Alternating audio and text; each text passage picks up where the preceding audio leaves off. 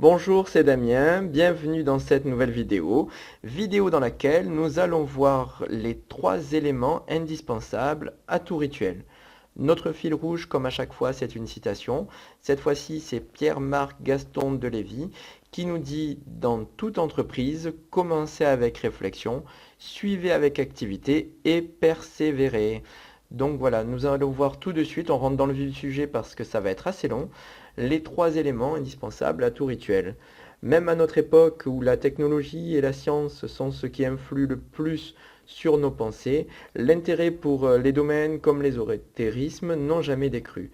Vous avez peut-être entendu parler en bien et vous vous êtes décidé donc à faire vos premiers pas dans ce domaine.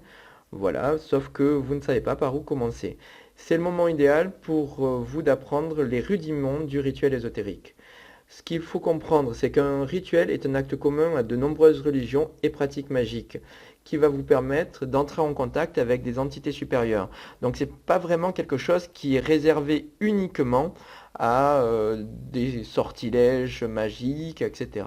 Ça peut également s'appliquer dans n'importe quelle religion, on va suivre des rites. Le plus souvent, les personnes en fait vont procéder à un rituel dans le but de faire une demande auprès d'une divinité ou d'une entité spirituelle. En outre, il y a plusieurs éléments qu'il faut inclure dans votre rituel pour que celui-ci soit une réussite. Donc on voit tout de suite le premier élément. Donc l'élément numéro 1, ça va être en fait d'avoir un lieu consacré donc pour votre rite, donc pour votre rituel. Donc, il est important en fait de prévoir un lieu consacré où vous pourrez vous adonner à vos activités ésotériques. Donc déjà, en fait, ce qu'il faut, c'est que ça soit un lieu où personne ne va venir intervenir ou ne va circuler en continu. Et si vous pouviez donc allouer une pièce donc qui sera totalement dédiée à votre rituel, ben, ça sera parfait. Ce qu'il faut également, en fait, en tout cas, il ne faut pas se mettre de barrière en se disant qu'on va pouvoir également choisir un lieu en extérieur qui vous permettra d'être justement plus proche des autres éléments ésotériques. Donc comme par exemple des éléments fondamentaux comme l'air, la terre. En fait, ça va dépendre du type du rituel que vous allez pratiquer. Pour la terre, par exemple, un élément, en fait, une zone qui sera en extérieur sera vraiment parfait. Donc voilà, prévoir quelque chose en extérieur, dès qu'on veut faire un rituel qui va plutôt utiliser l'élément de terre, ça peut être très bien. Pour l'eau, par exemple, on va pouvoir également utiliser un, euh, un endroit où on se rapproche d'une rivière, donc ça peut également être très très bien. Pour l'air, ben, ça sera un endroit qui sera plutôt venteux, donc où on va pouvoir avoir du vent. Pour le chaud, ben, pour l'élément feu, ben, ce sera plutôt un endroit où il fera très chaud. En tout cas, assurez-vous que personne ne viendra perturber vos activités. En raison de la nature des rites qui vont y être effectués, il est de votre devoir de garder ce lieu aussi propre que possible. Pour cela, en fait, on dit qu'on va purifier l'endroit où on va réaliser notre rituel. Vous pouvez donc le balayer, allumer de l'encens par exemple, ça peut être également intéressant, le nettoyer avec de l'eau ou encore y disperser du sel. Avant de vous rendre ou avant en tout cas de procéder à votre rituel, il faudra également penser à vous purifier convenablement. Pour cela, en fait, ce que vous pouvez faire, ben, c'est prendre une douche de manière à enlever toutes les impuretés. Il faut également penser que si jamais vous avez des personnes qui vont également pratiquer le rituel avec vous, donc si vous n'êtes pas tout seul, ben, ces personnes-là doivent également se purifier. Ensuite, il faut également penser à purifier votre esprit. Donc, lorsque on parle de purifier, on fait référence à de la méditation. Ça peut être une très bonne manière de procéder.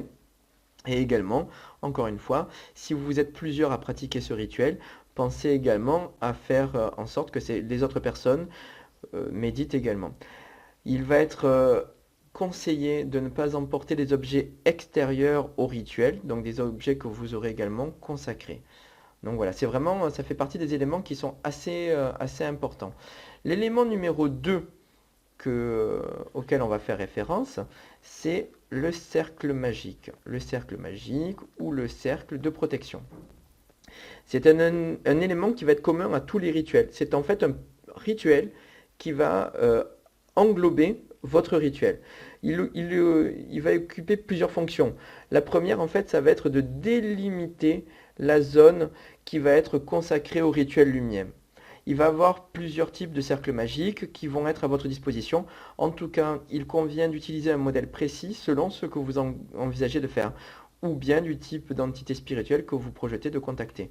Moi, ce que je vais faire, c'est que dans la description, je vais vous mettre un lien vers le site Magie et Sorcier, vers en fait un rituel que vous pouvez tout à fait utiliser, donc clé en main, pour réaliser votre cercle magique, votre cercle de protection. Pour tracer votre cercle magique, il faut utiliser essentiellement de la farine. Faites en sorte d'en avoir suffisamment pour faire en fait justement un cercle qui soit assez large.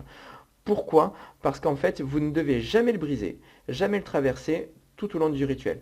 Et il faut, si jamais vous êtes plusieurs donc, à pratiquer le rituel, il faut que tout le monde puisse bouger ou tout le monde puisse faire les actions nécessaires à l'intérieur du cercle sans jamais risquer de le briser. L'une des principales utilités du cercle magique, ça va être justement de vous protéger des entités extérieures que vous allez appeler ou qui pourraient s'inviter durant votre rituel. En tout cas, attention à ne pas le prendre à la légère. Si vous effectuez des rituels sans prendre vos précautions, vous risquez de faire face à des entités malfaisantes qui voudront se jouer de vous, qui voudront même peut-être vous attaquer.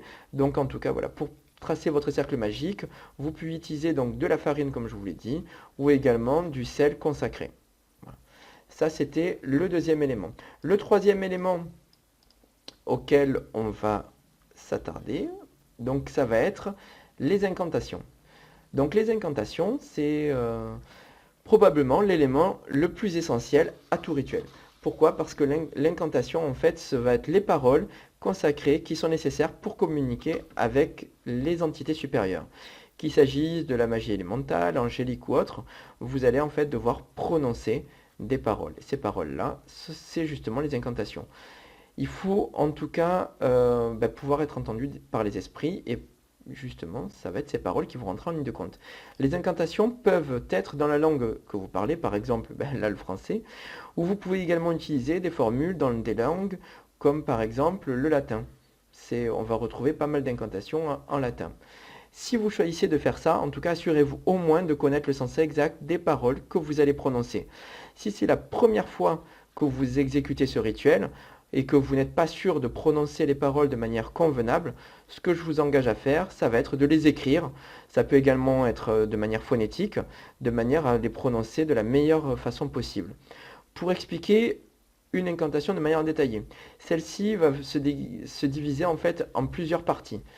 Une de ces parties, ça va être d'appeler les entités. Donc ça va être de les appeler. La seconde partie, ça, donc pour les invoquer évidemment, ça va être de les remercier de s'être joints à votre rituel. La partie suivante, donc ça va être d'expliquer. Expliquer en fait le rôle que vous allez demander à ces entités, la raison de votre invocation, en tout cas expliquer la raison précise si vous en avez une. Et enfin, ça va être de conclure votre incantation avec une formule qui peut être une formule de remerciement par exemple. Voilà. De remerciement, de louange, etc. Enfin, donc pour conclure cette vidéo, donc on a dit un lieu de rituel, un cercle magique, des incantations, ça va être effectivement des composantes les plus indispensables à votre rituel. Mais ce ne sont pas les seuls éléments qu'il vous faudra. Certains rituels peuvent requérir l'utilisation d'outils divers, qui vont représenter en fait les éléments fondamentaux. Ça peut être par exemple la baguette. La baguette, il faut savoir que par exemple, elle va représenter l'air. Un calice. Le calice, c'est celui qui va représenter l'eau. En tout cas, ce qu'il faut faire attention, c'est de bien respecter les incantations à la lettre pour chaque rituel. Autrement, celui-ci ne fonctionnera pas.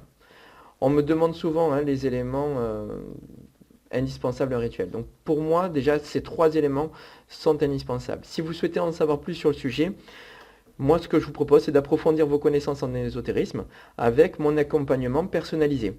Il y a déjà eu plusieurs inscriptions. Les retours que vous pourrez lire sur la page de présentation, dont le lien va être dans la description, donc juste en dessous, sont vraiment déjà extrêmement enthousiastes. Donc les résultats sont vraiment positifs. Attention quand même, ce n'est pas forcément quelque chose qui va être adapté à tout le monde. Donc ça, je l'avais déjà dit. Et voilà, je vous laisse en tout cas prendre connaissance, si ça vous intéresse, du contenu de la formation, de voir effectivement les retours que je peux avoir. Et puis ben, je vous dis à très bientôt dans une prochaine vidéo et je vous souhaite tout le bonheur possible.